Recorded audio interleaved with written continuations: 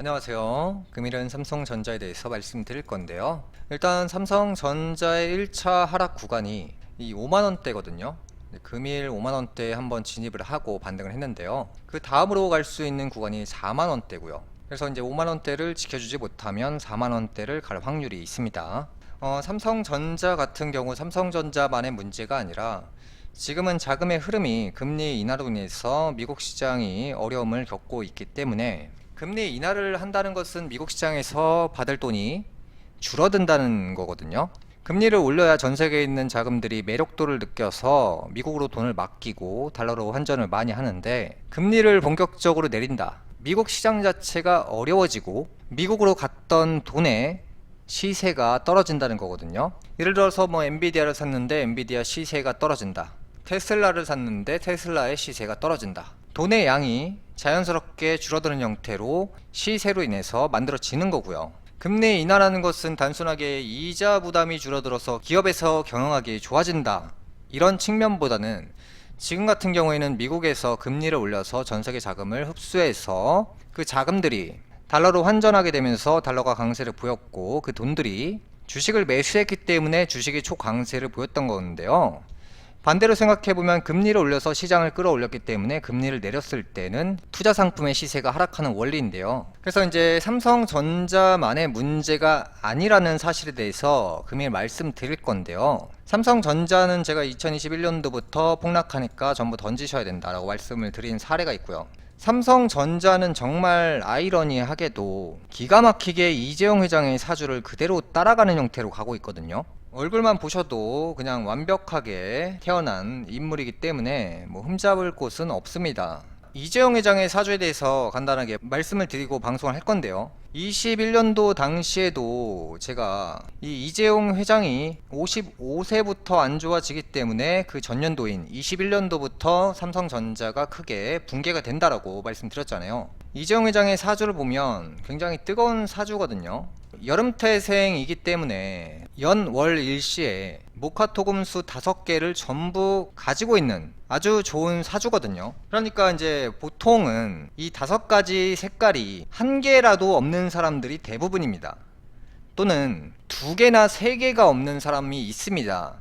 그런 사람들은 이 세상을 살아가는 방법을 타인에게 물어보고 의지를 굉장히 많이 하면서 사는 게 굉장히 불행하다라는 얘기를 많이 할 수밖에 없는데요. 그래서 이제 굉장히 좋은 사주를 가지고 있는 사람은 맞고요. 5가지 색깔이 있냐 없냐에 따라서 강인함이 다릅니다. 이 태어난 날을 보면 갑자일에 태어났거든요. 근데 문제가 이 갑자라는 글자가 55세부터 똑같이 들어옵니다. 그러니까 나랑 똑같은 사람을 55세부터 만나기 시작한다는 건데요.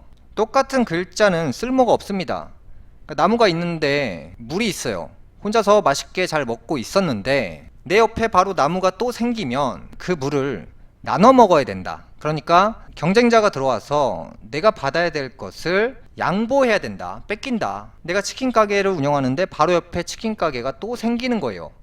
그래서 지금 55세부터 운세가 이재용 회장 입장에서는 굉장히 최악이라고 볼 수 있거든요. 그래서 21년도에 삼성전자가 박살난다 라고 말씀드린 적이 있었고요. 그 다음 연도까지 초전 박살이 난다 라고 말씀드렸고요. 이제 다시 본격적으로 내년부터 굉장히 어려운 패로 가거든요. 왜냐면 이재용 회장의 사주가 기본적으로 굉장히 뜨거운 계절에 태어났습니다. 불입니다. 그런데 이러한 상황 속에서 불이 또 들어와 버리면 어려움을 경험할 수밖에 없는데요. 제가 항상 말씀드린 내용이, 이 주식은 내년이 나쁘면 내년이 오기 6개월 전부터, 그러니까 전년도인 여름부터 굉장히 어려움을 보이거든요. 엔비디아 같은 경우도 그랬고요.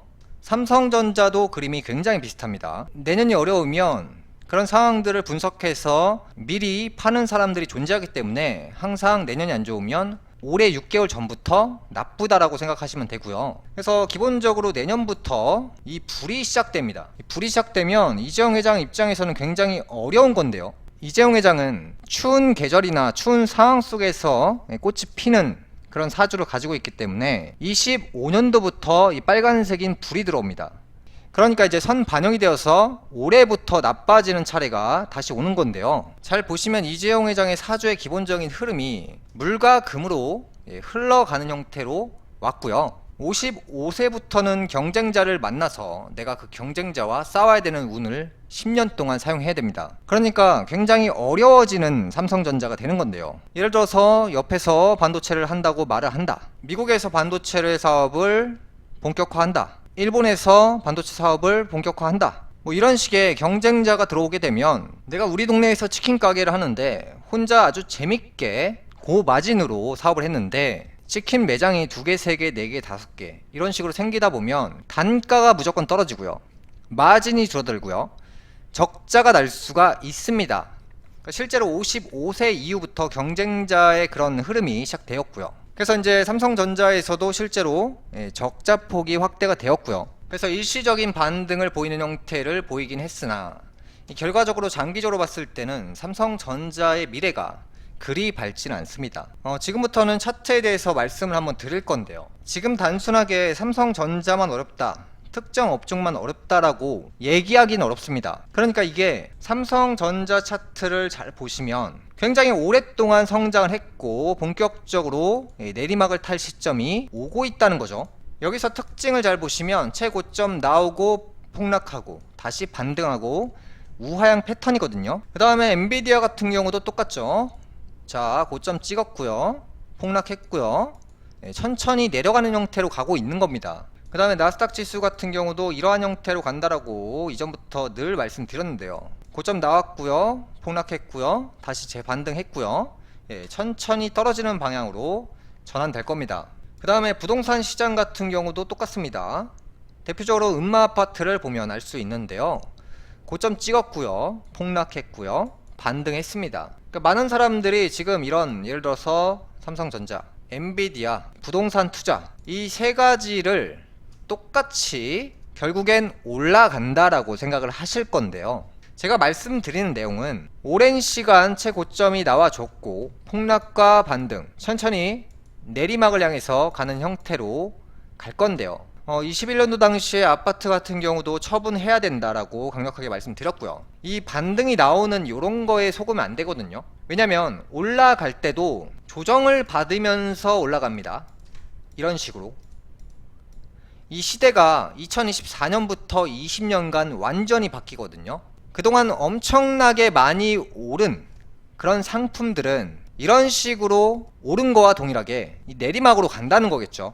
그래서 부동산 같은 경우 특히 주의하셔야 되고요. 닷컴버블 차트를 보면 최고점 나왔고요. 이런 형태로 가다가 결국에는 내리막으로 본래의 자리로 간다는 거죠. 이 투자 시장에 이 자금이 자연스럽게 축소가 되는 하나의 과정이거든요. 그래서 이제 제가 가장 염려가 되는 것은 뭐 주식을 떠나서 이 아파트 시장이 이 내년부터는 최악을 만날 건데요. 코로나 당시부터 집을 무리하게 매수하신 분들이 대부분이고요. 모두가 매수한 상품은 결국에 붕괴를 피할 수가 없습니다. 삼성전자 같은 경우도 많은 사람들이 결국 끝까지 맹신을 할 건데요. NC소프트 차트인데요. 고점 찍고 폭락하고 반등하고 이런 식으로 하락을 했는데요. 모든 사람들이 하나의 상품을 영원하길 바랄 수밖에 없는데요. 카카오 같은 경우도 고점 찍고 폭락하고 반등 나와주고 이런 식으로 본래의 자리로 가는 형태인데요. 여러분들이 이 부동산이나 이 삼성전자를 어디까지 믿고 계실지는 모르겠으나 영원한 1등은 없다는 사실을 기억하셔야 됩니다. 그래서 오랫동안 한 가지를 예를 들어서 아파트가 영원히 올랐다고 해서 앞으로도 영원히 오르겠다 존재하지 않을 수도 있다는 겁니다. 금일 방송은 여기까지 하겠고요. 다음 시간에 뵙겠습니다. 시청해주셔서 감사합니다.